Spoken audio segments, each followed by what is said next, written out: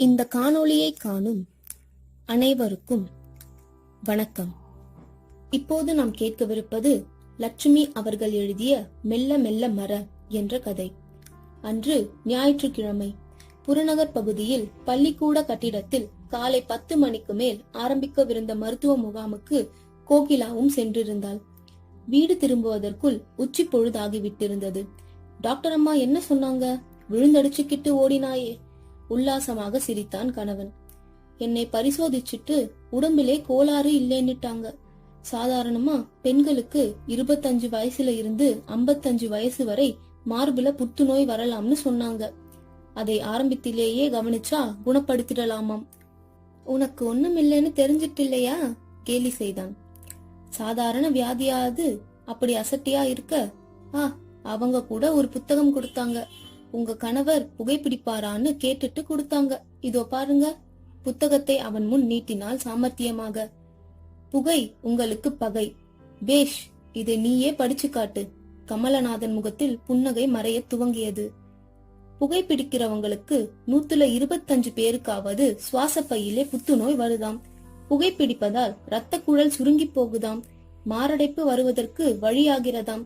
அது மட்டுமல்ல, இத்தோடு சங்கிலி தொடராக சளி, சுரம், வாய் ஓயாத இருமல், எரிச்சல், கைகளில் நடுக்கம், தூக்கமின்மை, பசியின்மை, இப்படி பல தொல்லைகள் ஏற்படுகின்றனவாம். நிறுத்து, நான் தான் ஃபில்டர் ட்ரிப் சிகரெட் பிடிக்கிறேனே, அதுல புத்துநோய் கொடுக்கும் விஷப்பொருள் வடிகட்டப்பட்டு விடுதே. சொல்லியபடி அருகில் இருந்த சிகரெட் பெட்டியை கையில் எடுத்தான் அவன். ஃபில்டர் டிப் சிகரெட் குடிச்சா அவங்களுக்கும் புத்துநோய் மெல்ல வரும்னு டாக்டர் சொன்னாங்க. இதோ பாரு கோகிலா, இந்த பழக்கத்தை ஆன மட்டும் நிறுத்த பார்த்தேன். பாக்கை தின்னு மாத்தலான்னு முயற்சி செஞ்சேன். பாக்கு தின்னா வாயிலே புத்துநோய் வரும்னாங்க. சரி, காப்பிய குடிச்சு பாக்கலான்னு பார்த்தேன். அது இருதயத்துக்கு கெடுதல் நாங்க. எதுல இல்ல நோய்கள்? ஏதாவது வந்து தொலையட்டும் போ. ஏதாச்சும் நீ பேச்சு கொடுத்த நான் மகா பொல்லாதவனா ஆயிடுவேன். ஆமா, உறக்க கத்தினான் கமலநாதன். கல்யாணமான புதிதில் அவன் கணவனது புகைப்பழக்கத்தை கண்டிக்க ஆரம்பித்தாள். அப்போதும் தர்க்கம்தான். எத்தனையோ எடுத்து சொல்லியும் கெஞ்சிய பிறகும் வழிக்கு வரவில்லையே என்று வேதனையில் உழன்று கொண்டிருந்தாள் கோகிலா. ஒரு நாள் ஆபீஸில் இருந்து அவசரமாக திரும்பி வந்தவன், கோகிலா, உடனே குழந்தைகளை உன் சிநேகிதி வீட்டுல விட்டுட்டு வீட்டை பூட்டிட்டு புறப்படு என்றான்.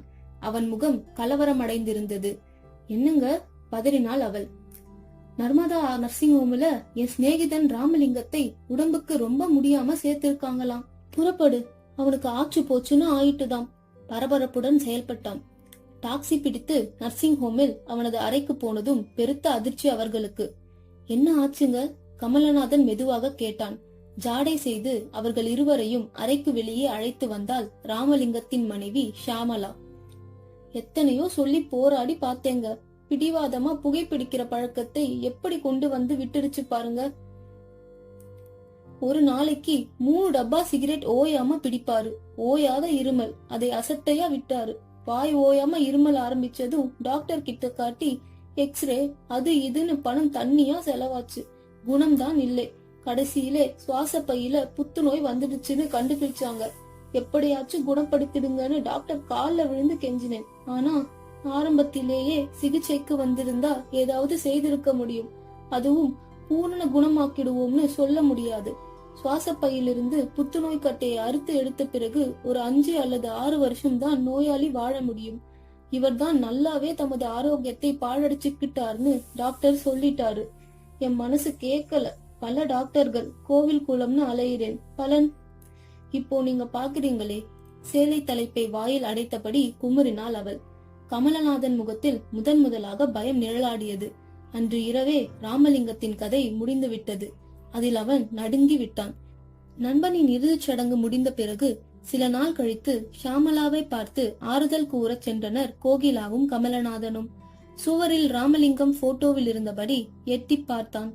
அவன் மனைவியோ வெறும் கழுத்தும் வெறிச்சோடிய நெற்றியுமாக, வாங்க உட்காருங்க என்று வரவேற்றாள். கமலநாதனுக்கு மனம் திக்கென்று ஆகிவிட்டது.